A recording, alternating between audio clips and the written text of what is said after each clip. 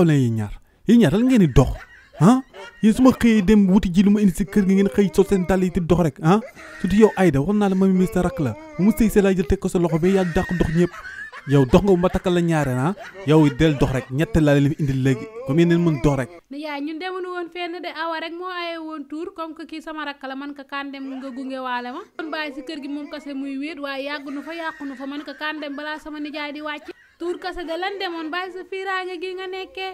waaye tuuri lan maa ngi ni xëy suba ba ngoon ti jënd ay saako ciment wàcc sonn bay bëgg dee kii war ma taajal añ bi dem doxi soxlaam nga am ay tuur ak yu kenn xamul xam ne may fonto man ma seen morom toog leen si kër gi ah. nijaay nag xam nga ne kii tey ayewul maa aye xanaa yow dara xeeñu la si kër gi sa xarit laa la taaral tey de. bàyyi nag nu dugg si biir kër gi sa xarit bi cuuraay bi laa la taaral de. ah sama xarit bi nga taal ah